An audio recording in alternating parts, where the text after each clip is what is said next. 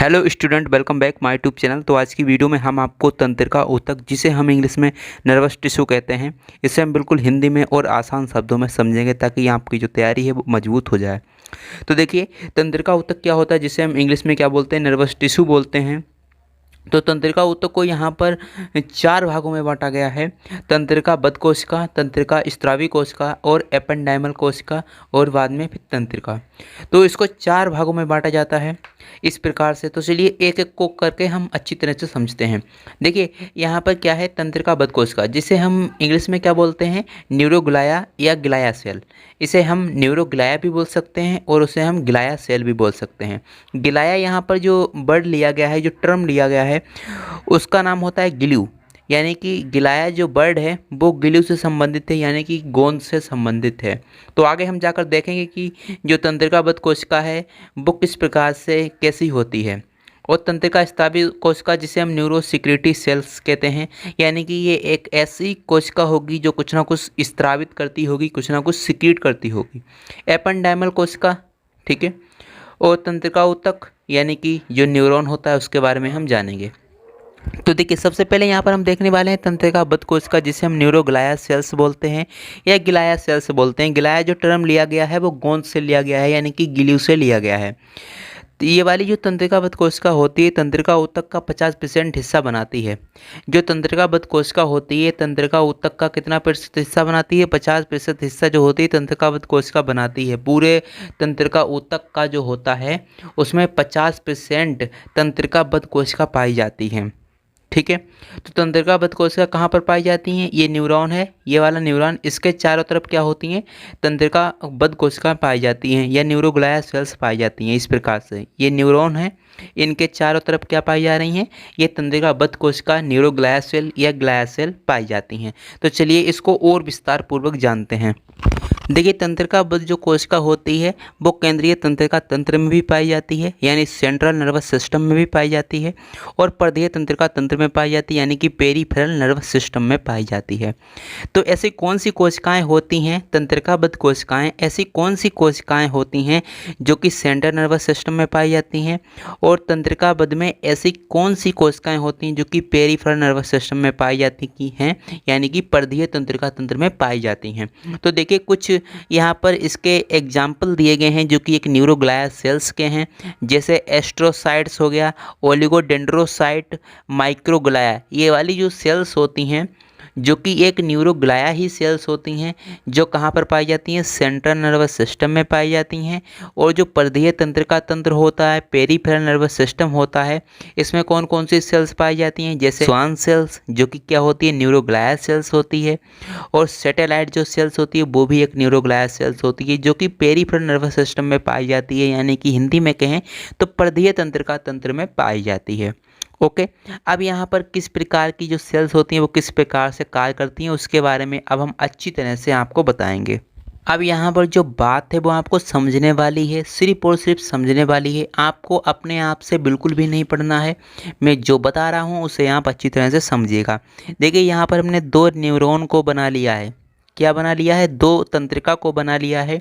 और यहाँ पर इसको ब्लड वेसल्स इसके पास आ रही हैं, यानी कि रक्त नलिकाएं इसके पास आ रही हैं, जो कि रक्त नलिकाओं में जो भी पोषक पदार्थ होगा वो इन न्यूरॉन्स को मिल जाएगा। किसके द्वारा, रक्त के द्वारा। तो यहाँ पर जैसे मैंने एक ब्लड वेसल्स बना ली है, यानी कि रक्त नलिका बना रही है।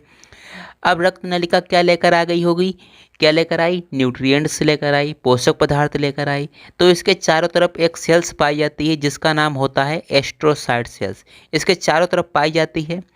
तो एस्ट्रोसाइट जो सेल्स होती है इस ब्लड वेसल से क्या लेगी, न्यूट्रिएंट्स लेगी, यानी कि पोषक पदार्थ लेगी। तो इस प्रकार से ये एस्ट्रोसाइट जो सेल्स होती है वो इससे चिपक जाएगी इस ब्लड वेसल से, और इसमें जो भी पोषक पदार्थ होगा वो इस एस्ट्रोसाइट सेल्स में चला जाएगा, और एस्ट्रोसाइट सारा का सारा न्यूट्रिएंट्स इससे ले लेगी, और फिर ये वाली जो एस्ट्रोसाइट सेल्स होगी वो इस न्यूरॉन से चिपक जाएगी और इसको पोषक पदार्थ दे देगी, यानी कि न्यूरॉन को पोषक पदार्थ मिल जाएगा। ओके, यदि एस्ट्रोसाइट ने जो पदार्थ ग्रहण किया है ब्लड वेसल्स के द्वारा, वो पदार्थ इस न्यूरॉन के लिए हानिकारक है, यानी कि ये हानिकारक है, तो ये वाली जो एस्ट्रोसाइट सेल्स होगी वो कहाँ पर चली जाएगी? मैक्रोग्लिया सेल्स के पास, माइक्रोग्लिया सेल्स के पास चली जाएगी। कौन? Astrocyte cells. और फिर बाद में माइक्रोग्लिया सेल्स जो होगी वो इस फेगोसाइट की तरह ये कार्य करेगी, और जो एस्ट्रोसाइट सेल्स होता है उसको ये खा जाएगी। क्यों खा जाएगी? इसलिए खा जाएगी क्योंकि इसने जो भी पोषक पदार्थ इस ब्लड वेसल से प्राप्त किया है वो इस न्यूरॉन के लिए हानिकारक है। तो इसीलिए एस्ट्रोसाइट जो सेल्स होगी वो आ जाएगी माइक्रोग्लिया के पास, माइक्रोग्लिया सेल्स इसे खा जाएगी और इसे नष्ट कर देगी। ठीक है, तो माइक्रोग्लिया सेल्स को हम क्या बोल देते हैं? फेगोसाइट सेल्स बोल देते हैं, यानी कि ये भक्षकाणु की तरह कार्य करती है, खराब पदार्थ को खा जाती है। तो इसको एक बार आप वीडियो को बैक कीजिए और फिर से देखिए, वीडियो को बैक कीजिए फिर से देखिए, जो मैंने बातें बताई वो आपको पता होनी चाहिए। अब यहाँ पर क्या होगा? अब यहाँ पर क्या होगा? देखिए, ये वाला क्या है? ये ब्लड है, और ये क्या है? न्यूरॉन है, यानी कि ब्रेन का न्यूरॉन है। तो यहाँ पर क्या हो रहा है? ब्रेन और ब्लड के बीच का क्या बन रहा है? बैरियर बन रहा है। ब्लड और ब्रेन के बीच का क्या बन रहा है? बैरियर बन रहा है। तो इसीलिए हम इसे क्या बोल देते हैं? इस एस्ट्रोसाइट सेल्स को हम ब्लड और ब्रेन के बीच का बैरियर कहते हैं, यानी कि ब्लड और ब्रेन का बैरियर बनाता है कौन? Astrocyte cells. ठीक है, ब्लड और ब्रेन के बीच का बैरियर बनाता है, यानी कि जो भी पदार्थ होगा जो कि न्यूरॉन के लिए आया होगा ब्लड वेसल्स के द्वारा, तो उससे एस्ट्रोसाइट सेल्स चिपक जाएगी और न्यूट्रिएंट्स को लेकर, और इसमें फिर बाद में चिपक जाएगी न्यूरॉन में और उसको पोषक पदार्थ दे देगी। यदि कोई भी ऐसा पदार्थ है जो कि न्यूरॉन के लिए हानिकारक है, तो ये एस्ट्रोसाइट जो सेल्स होगी वो कहाँ पर चली जाएगी? माइक्रोग्लिया सेल्स के पास, और माइक्रोग्लिया सेल्स जो होगी वो इस एस्ट्रोसाइट सेल्स को नष्ट कर देगी या खा जाएगी। ठीक है, क्योंकि जो माइक्रोग्लिया सेल्स जो होता है वो फेगोसाइट की तरह कार्य करता है, भक्षकाणु की तरह कार्य करता है, ये खराब पदार्थ को खा लेता है। इसीलिए हम क्या बोल देते हैं? एस्ट्रोसाइट सेल्स को ब्लड। ब्लड, ये ब्लड है और ये ब्रेन का न्यूरॉन है, तो इसीलिए ब्लड और ब्रेन के बीच का बैरियर बना देता है कौन? Astrocyte cells. ये परीक्षाओं में कई बार पूछा जाता है, तो इसीलिए मैंने आपको अच्छी तरह से बता दिया है। ब्लड और ब्रेन के बीच का बैरियर कौन बनाता है? एस्ट्रोसाइट सेल्स बनाती हैं। तो इतनी बात आपको अच्छी तरह से समझ में आ गई है। यदि समझ में नहीं आई है तो वीडियो को आप बैक कर कर देख सकते हैं, ताकि यहाँ आपका जो कॉन्फिडेंट है वो अच्छी तरह से हो जाए और इसे आप अच्छी तरह से समझ पाएँ। तो अब यहाँ पर हम क्या देखने वाले हैं? अब यहाँ पर हम देखने वाले हैं ओलिगोडेंड्रोसाइट सेल्स क्या होती हैं। ठीक है, सारे सेल्स हमने देखेंगे यहाँ पर, जो भी यहाँ पर सेल्स लिखे गए हैं। ठीक है, तंत्रिकाबद्ध कोशिकाओं को यहाँ पर इस प्रकार से डिवाइड किया गया है, जो कि सेंट्रल नर्वस सिस्टम में जो सेल्स पाई जाती हैं वो यहाँ पर लिखी गई हैं, और पेरिफेरल नर्वस सिस्टम में जो सेल्स पाई जाती हैं वो यहाँ पर लिखी गई है। तो इन सारी सेल्स को हम अच्छी तरह से देखेंगे।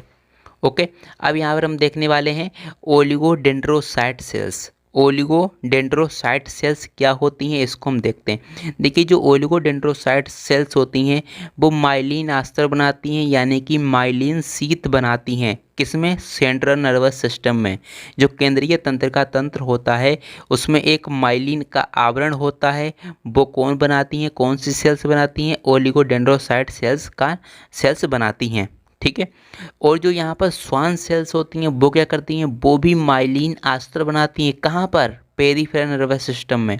तो इतनी बात आपको पता होनी चाहिए कि जो स्वान सेल्स होती है वो माइलिन अस्तर कहाँ पर बनाती है? पेरिफेरल नर्वस सिस्टम में, क्योंकि स्वान सेल जो होती है वो पेरिफेरल नर्वस सिस्टम में पाई जाती है। देखिए, जो स्वान सेल्स होती है, देखिए स्वान सेल जो होती है वो कहाँ पर पाई जाती है? पेरिफेरल नर्वस सिस्टम में पाई जाती है। इसीलिए जो स्वान सेल्स होती है वो पेरिफेरल नर्वस सिस्टम में क्या बनाती है? माइलिन शीत बनाती है, माइलिन का एक आवरण बनाती है। ओके, इतनी बात आपको समझ में आ रही है? अब यहाँ पर हम देखने वाले हैं जो सैटेलाइट सेल्स होती है। सैटेलाइट सेल्स क्या होती है? फंक्शनली सिमिलर होती है। किससे सिमिलर होती है? माइक्रोग्लाया सेल से क्या होती है? सिमिलर होती है। यानी कि माइक्रोग्लाया की तरह कौन कार्य करती है? सैटेलाइट सेल्स करती है। यानी कि सैटेलाइट जो सेल्स होती है वो एक बच्चकाणु की तरह कार्य करती है। ये जो सैटेलाइट सेल्स होती है, जो भी पदार्थ, जो भी कोई कंपोनेंट है वो ख़राब है सेल्स के लिए, उसको ये खा जाती है। कौन? Satellite cells. और हमने सेंट्रल नर्वस सिस्टम में कौन सी वाली सेल्स देखी थी? माइक्रोग्लाया सेल्स देखी थी, जो कि क्या करती थी? बच्चकाणु की तरह कार्य करती थी। और उसी तरह से ये वाली जो सैटेलाइट सेल्स होती है वो पेरिफेरल नर्वस सिस्टम में कार्य करती है, यानी कि फंक्शनली सिमिलर होती है। किससे सिमिलर होती है? माइक्रोग्लाया सेल्स से। ओके, तो इस प्रकार से क्या होती है? सैटेलाइट सेल्स होती है। इतनी बात आपको समझ में आ गई है। तो देखिए अब यहाँ पर हम क्या देखने वाले हैं? तंत्रिका स्रावी कोशिका के बारे में देखने वाले हैं। ऐसी कौन सी कोशिकाएं होती हैं, ऐसी कौन सी तंत्रिका कोशिकाएं होती हैं जो कुछ ना कुछ स्रावित करती हैं, तो उसे हम स्रावी कोशिका बोलते हैं, जिसे हम इंग्लिश में कहें तो न्यूरोसेक्रेटरी सेल्स कहते हैं। तो देखिए क्या होती हैं, देखिए तंत्रिका ऊतक की कुछ ऐसी कोशिकाएं होती हैं, कुछ ऐसी सेल्स होती हैं जो कि तंत्रिका ऊतक में पाई जाती हैं और रासायनिक पदार्थ का स्त्रावण करती हैं। तो तंत्रिका ऊतक में पाई जाने वाली कुछ ऐसी सेल्स जो रासायनिक पदार्थ का स्त्रावण करती हैं, कुछ ना कुछ सिक्रीशन करती हैं, तब हम उसे तंत्रिका स्रावी कोशिका बोलते हैं, न्यूरोसेक्रेटरी सेल्स बोलते हैं। तो इतनी तो डिफिनेशन हो गई, इतनी तो आपको याद ही रखनी है। तो देखिए यहाँ पर तंत्रिका स्रावी कोशिका के बारे में देखने वाले तंत्रिका स्रावी का एग्जाम्पल यहाँ पर देखते हैं। देखिए तंत्रिका स्रावी कोशिकाएं जो होती हैं, देखिए कुछ ऐसी तंत्रिका स्रावी कोशिकाएं होती हैं जो अपना पदार्थ हाइपोथैलेमस में बनाती हैं और नली के द्वारा इसमें छोड़ती हैं। और कुछ ऐसी तंत्रिका स्रावी कोशिकाएं होती हैं जो कि पदार्थ अपना कहाँ पर बनाती हैं? हाइपोथैलेमस में, और छोड़ती कहाँ पर हैं? इस पोस्टीरियर लोब पिट्यूटरी में।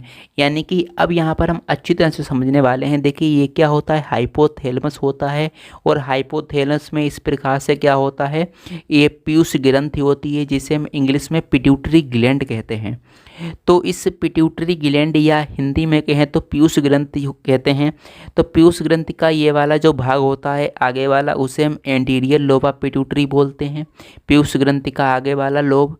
और पोस्टीरियर लोब ऑफ पिट्यूटरी यानी कि जो पीयूष ग्रंथि होती है उसका पीछे वाला लोब होता है, उसका पीछे वाला लोब होता है। ठीक है, तो इस प्रकार से क्या होता है? ये एंटीरियर लोब ऑफ पिट्यूटरी होता है, ये पोस्टीरियर लोब ऑफ पिट्यूटरी होता है।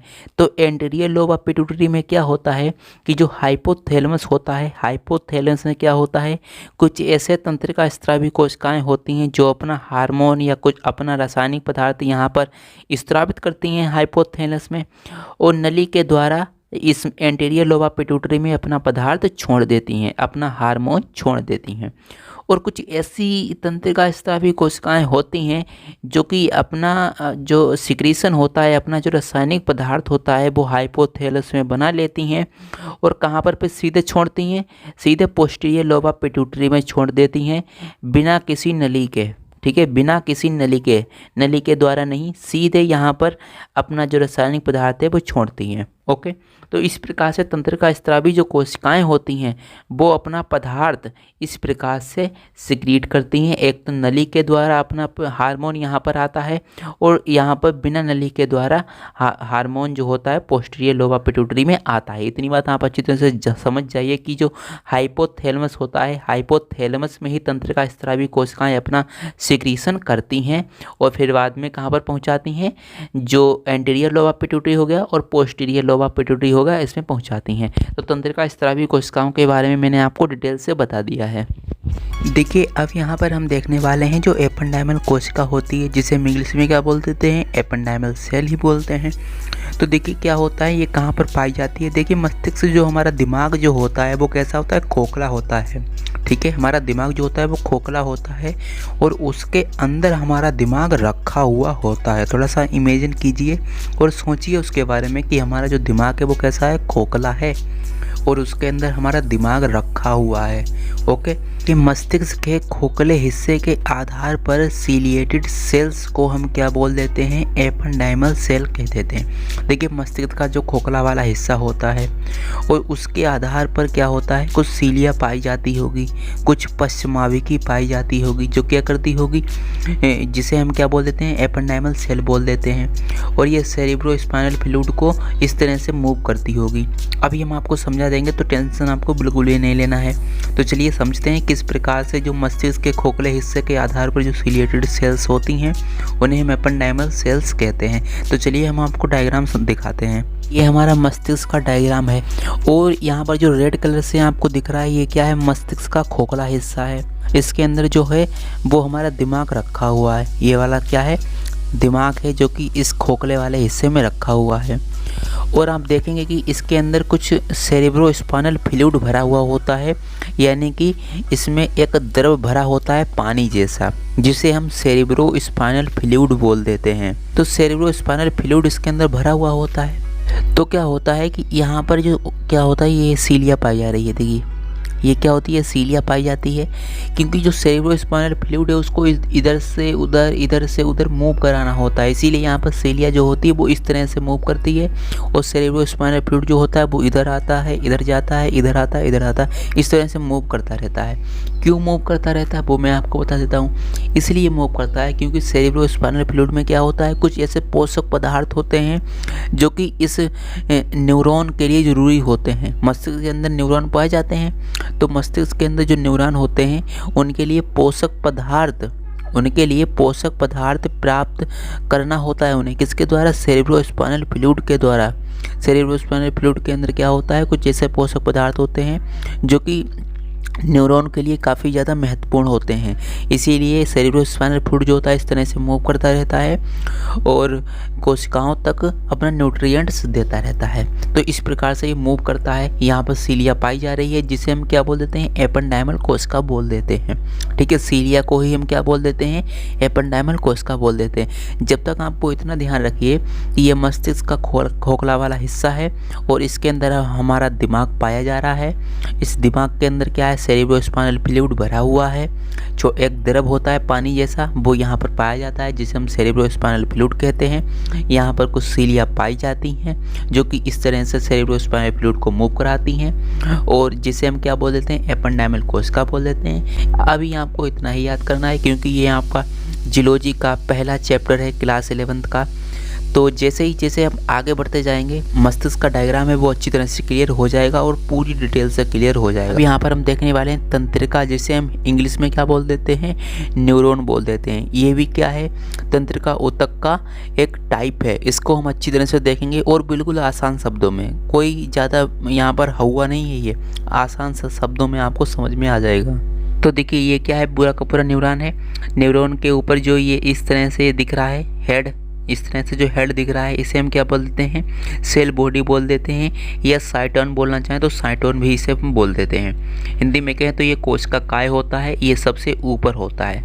ये बात आप इतनी समझ चुके हैं। इसके नीचे वाला भाग देते हैं तो इसे हम क्या बोलते हैं, एक्सोन बोल देते हैं। ठीक है, तो इसे आप इंग्लिश में ही याद रखिए, तभी आपको फ़ायदा मिलेगा आगे जब आप पढ़ेंगे तो आपको इसी तरह के वर्ड मिलेंगे। ये ऊपर वाला जो इसका सेल बॉडी होता है जिसे हम साइटोन कहते हैं, और इसका टेल वाला जो पार्ट होता है उसे हम एक्सोन बोलते हैं। तो यहाँ पर इस प्रकार के कुछ ये निकले होते हैं जिसे हम डेंड्राइट्स बोलते हैं। इस प्रकार से निकले होते हैं जिसे हम डेंड्राइट्स बोलते हैं। और क्या होता है, इसके अंदर कुछ लाल रंग की संरचनाएं पाई जाती हैं जो कि हमने यहाँ पर इस तरह से दिखा दिया है। ये पूरे न्यूरॉन के अंदर पाई जाती हैं जो कि क्या करती हैं, एक स्केलेटन का निर्माण करती हैं, एक ढांचा बनाती हैं इस न्यूरॉन का ढांचा बनाने का कार्य करती हैं। कौन, न्यूरोफाइब्रिल यहाँ पर पूरे न्यूरॉन में पाई जाती हैं और इसको पूरी तरह से ढांचा बनाने का कार्य करती हैं, पूरा ढांचा बनाती हैं। कौन, न्यूरोफाइब्रिल सेल्स। इतनी बात आपको समझ में आ रही है। इसके अंदर कुछ नीसेल्स ग्रेन्यूल प्रेजेंट होते हैं, जो कि सिर्फ और सिर्फ किस में प्रेजेंट होते हैं, साइटोन में प्रेजेंट होते हैं। सिर्फ और सिर्फ सेल बॉडी में ही प्रेजेंट होते हैं। क्या, नीसेल्स ग्रेन्यूल, जो कि कुछ प्रोटीन का निर्माण करते होंगे। ओके, तो यहाँ पर कुछ नीसेल्स ग्रेन्यूल प्रेजेंट होते हैं, लेकिन ये अब्सेंट होते हैं। ये एब्सेंट होते हैं कहाँ पर, एक्सोन हिलॉक में ये एब्सेंट होते हैं, यानी एक्सोन वाले पार्ट में ये क्या होते हैं, एब्सेंट होते हैं, यानी कि नहीं पाए जाते हैं। तो इसे हम क्या बोल देते हैं, एक्सोन हिलॉक बोल देते हैं। एक्सोन हिलॉक ये वाला पार्ट होता है पूरा का पूरा, इसमें नीसस ग्रेन्यूल जो होते हैं वो एब्सेंट होते हैं, नहीं पाए जाते हैं। और यहाँ पर जो साइटोन होता है जिसे हम सेल बॉडी बोल देते हैं, तो इसे हम क्या बोल देते हैं, यानी कि इसके अंदर क्या पाया जाता है, नीसल्स ग्रेन्यूल पाया जाता है, जो कि प्रोटीन का निर्माण करता है। इसके लिए काफ़ी ज़रूरी होती है प्रोटीन। ओके। और यहाँ पर क्या होता है, माइलिन शीथ का निर्माण होता है। माइलिन शीथ का मतलब होता है यहाँ पर कुछ एक ऐसा आवरण होता है जो इसको ढकने का कार्य करता है। देखिए माइलिन शीथ ये वाला जो पार्ट आपको दिख रहा है, जो यहाँ पर हमने ज़्यादा गाढ़े पेन से बना दिया है इस प्रकार से, ये क्या है, माइलिन शीथ है जो कि इसको कवर करके रखता है, किसको, एक्सोन वाले पार्ट को। और यहाँ पर क्या है, नोड ऑफ रेनवियर है। नोड ऑफ रेनवियर जो होता है वो भी इस तरह से कवर करता है। ये है नोड ऑफ रेनवियर, ये वाला जो खाली खाली पार्ट आपको दिख रहा है ये वाला, ये क्या है, नोड ऑफ रेनवियर है। और इसके ऊपर से एक पूरी चादर नुमा एक संरचना होती है जिसे हम क्या बोल देते हैं, न्यूरोलेमा। न्यूरोलेमा जो होता है पूरे एक्सोन को ढक लेता है, पूरे एक्सोन को ढकता है। और इस पार्ट को हम क्या बोल देते हैं, एक्सोन टर्मिनल, यानी कि एक्सोन जो है वो खत्म होने की कगार पर आ गया है, इसीलिए हम इसे एक्सोन टर्मिनल बोल देते हैं इस प्रकार से। तो इतनी बात आपको समझ में आ रही है या नहीं आ रही है, पहले ये बताइए। न्यूरॉन जो होता है वो इस प्रकार का होता है। तो अब यहाँ पर हम क्या देखने वाले हैं, जो न्यूरॉन होता है उसका टाइप देखने वाले हैं। देखिए न्यूरॉन जो होता है, एक तो साइटोन होता है यानी कि कोशिकाएं इसका होता है। देखिए एक तो ये साइटोन होता है, कोशिकाएं होता है, और क्या होता है, प्रवर्ध होते हैं यानी कि प्रोसेस होते हैं, जिसे हम डेंड्राइट्स भी बोल देते हैं। देखिए ये प्रवर्ध कुछ निकले हुए होते हैं, ये प्रवर्ध है, एक ये इतना बड़ा प्रवर्ध है, और ये प्रवर्ध है, ये प्रवर्ध है। तो साइटोन से क्या होते हैं, कुछ ऐसे प्रवर्ध निकले हुए होते हैं, ये प्रवर्ध, ये प्रवर्ध, ये प्रवर्ध, ये प्रवर्ध। ओके। तो इस प्रकार से कुछ प्रवर्ध निकले हुए होते हैं, कुछ प्रोसेस निकले हुए होते हैं, जिनको हम दो भागों में बांट देते हैं। एक जो प्रोसेस होते हैं वो एफरेंट की तरह कार्य करते हैं, एक ऐसे प्रोसेस होते हैं जो ईफेरेंट की तरह कार्य करते हैं। तो एफरेंट की तरह कौन कार्य करता है, डेंड्राइट्स जो होते हैं वो क्या करते हैं, एफरेंट की तरह कार्य करते हैं, एफरेंट की तरह। और जो ईफेरेंट की तरह कौन कार्य करता है, एक्सोन जो होता है वो ईफेरेंट की तरह कार्य करता है। ये भी एक प्रवर्ध है, ठीक है, जो कि किस तरह से कार्य करता है, एक्सोन की तरह कार्य करता है, यानी कि ईफेरेंट की तरह कार्य करता है। ईफेरेंट का एग्जाम्पल जो होता है वो एक्सोन होता है। ओके। इतनी बात आपको समझ में आ रही है कि जो एफेरेंट होता है ये एक ऐसा प्रोसेस होता है, एक ऐसा प्रवर्ध होता है जो किसकी तरह कार्य करता है, डेंड्रोन की तरह कार्य करता है। और ईफेरेंट जो होता है वो एक ऐसा प्रवर्ध होता है, एक ऐसा प्रोसेस होता है जो किसकी तरह कार्य करता है, एक्सोन की तरह कार्य करता है, यानी कि एक्सोन जो होता है ईफेरेंट की तरह कार्य करता है। तो देखिए अभी हम आपको और अच्छी तरह से समझा देते हैं। देखिए जो एफेरेंट होता है वो क्या करता है, जब आवेग, आवेग का मतलब जब कोई भी इम्पल्स को कोशिका काय की तरफ लाती है, जब कोई भी इम्पल्स कोशिका काय की तरफ आती है तब हम उसे एफरेंट बोलते हैं। देखिए जब ये साइटोन है, ये यानी कि सेल बॉडी है, जब कोई भी आवेग कहाँ पर आता है, इसकी तरफ आता है, साइटोन की तरफ या सेल बॉडी की तरफ आता है, तब हम इसे एफरेंट बोल देते हैं। क्या बोल देते हैं, एफरेंट बोल देते हैं। एफरेंट का एग्जाम्पल जो होता है वो डेंड्रोन होता है। डेंड्रोन क्या करता है, कोई भी आवेग जो होता है वो साइटोन की तरफ आता है, किसकी सहायता से, डेंड्राइट्स की सहायता से आता है साइटोन की तरफ कोई भी इम्पल्स या कोई भी आवेग। ओके। अब यहाँ पर हम देखने वाले हैं ईफेरेंट। ईफेरेंट क्या होता है, ईफेरेंट होता है जब आवेग को कोशिका काय से दूर ले जाता है। ईफेरेंट जो होता है वो क्या करता है, कोशिका काय से यानी साइटोन से, सेल बॉडी से दूर लेकर जाता है आवेग को, तब हम उसे क्या बोल देते हैं, ईफेरेंट बोल देते हैं। तो ऐसा कार्य कौन करता है, एक्सोन करता है। एक्सोन क्या करता है, साइटोन से जो भी आवेग आया है उसको दूर ले जाने का कार्य करता है, यानी कि जो भी डेंड्राइट्स आवेग को ग्रहण करती है तो क्या करती है, सेल बॉडी के पास आता है आवेग, और सेल बॉडी से दूर लेकर कौन जाता है, एक्सोन। एक्सोन क्या करता है, आवेग को दूर लेकर जाता है। तो इस प्रकार से क्या होता है, न्यूरॉन के कुछ यहाँ पर इस प्रकार से हमने बांट दिया है, कोशिका से और कुछ प्रोसेस से। एफेरेंट होता है, कुछ ईफेरेंट होता है। एफेरेंट डेंड्राइट्स होता है, ईफेरेंट एक्सोन होता है। तो इतनी बात आपको समझ में आ रही है कि न्यूरॉन क्या होता है, पूरी जानकारी मैंने आपको दे दी है। ओके। इस प्रकार का इसका डायग्राम होता है, ठीक है। ये कभी भी डिवाइड नहीं करता है, न्यूरॉन जो होता है वो कभी भी डिवाइड नहीं करता है। ये बात अपने दिमाग में बैठा लीजिए, कभी भी ये डिवाइड नहीं करता है। यदि ये एक भी कोई भी सेल मर जाती है, न्यूरॉन की कोई भी सेल्स मर जाती है तो वो हमेशा मर जाएगी, फिर वो कभी भी जीवित नहीं होगी, कभी भी डिवाइड नहीं कर पाएगी। तो इसीलिए न्यूरॉन को इतनी अच्छी तरह से हमारे दिमाग में रखा जाता है ताकि उनमें सेफ्टी प्रदान हो। इसीलिए वहाँ पर काफ़ी ज़्यादा न्यूट्रिएंट्स पाया जाता है। यहाँ पर नेसेल्स ग्रेन्यूल इतनी अच्छी मात्रा में पाए जाते हैं ताकि यहाँ पर खूब अच्छी मात्रा में प्रोटीन की मात्रा को पूर्ति करते रहें। ठीक है, तो इसीलिए यहाँ पर नेसेल्स ग्रेन्यूल नामक एक चीज़ प्रेजेंट होती है जो कि प्रोटीन का निर्माण करती है। ओके, तो यहाँ पर इस प्रकार से होता है। इतनी बात आपको समझ में आ रही है। हम न्यूरॉन का स्ट्रक्चर आगे देखने वाले हैं बहुत डिटेल से। यहाँ पर छोटी छोटी चीज़ें देखने वाले हैं। यहाँ पर हम क्या करते हैं, छोटी छोटी चीज़ों को देखते हैं, फिर बाद में आगे जाकर हम इसको खूब अच्छी तरह से देखते हैं, विस्तार से देखते हैं। ठीक है, ये बिल्कुल हिंदी में है, अच्छी तरह से आपको समझ में आ गया होगा। ये देखिए यहाँ पर जो नाम लिखे जाते हैं वो इंग्लिश में ही लिखे जाएंगे ताकि आप धीरे धीरे कन्वर्ट हो सकें, इंग्लिश में धीरे धीरे कन्वर्ट हो सकें। यहाँ पर जो नाम होते हैं, जो टर्म होते हैं, जैसे आप हिंदी में याद करेंगे वैसे ही आप इसे इंग्लिश में भी याद कर सकते हैं।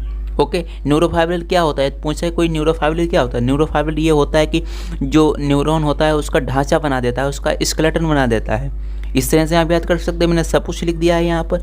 नेसेल्स ग्रेन्यूल जो होता है वो प्रोटीन का कार्य करता है, प्रोटीन का कार्य करता है। कौन, नेसेल्स ग्रेन्यूल कहाँ पर पाया जाता है, सिर्फ और सिर्फ साइटोन के इलाके में ही पाया जाएगा। बस इतनी बातें होती हैं समझने वाली, तो समझ चुके हैं आप। तो आई होप आप सोच पाए होंगे कि तंत्रिका ऊतक क्या होता है, नर्वस टिश्यू क्या होता है। पूरी डिटेल से मैंने आपको समझा दिया है। आगे जाकर हम उसको और डिटेल से पढ़ने वाले हैं। तो ये आपको समझ में आ चुका है, और ये समझ में आ गया है तो वीडियो को लाइक कर दीजिएगा। चैनल पर पहली बार आए हुए हैं तो चैनल को सब्सक्राइब कर दें और वीडियो को लाइक कर दें। और कोई भी सा भी डाउट है तो आप कमेंट जरूर कर दें। और एक बात मैं आपको बताना चाहता हूँ कि यदि आप क्लास 11th में हैं और बायोलॉजी की पूरी तैयारी बिल्कुल हिंदी में करना चाहते हैं, आसान शब्दों में करना चाहते हैं, बिल्कुल रटना ना पड़े, इस तरह से करना चाहते हैं, तो आप हमारी सारी प्ले लिस्ट में जाकर देख सकते हैं। वहाँ पर आपको चैप्टर वाइज और टॉपिक वाइज वीडियो मिल जाएंगी। ओके, तो चलिए अब हम मिलते हैं अगली वीडियो में। जब तक के लिए जय हिंद, जय भारत।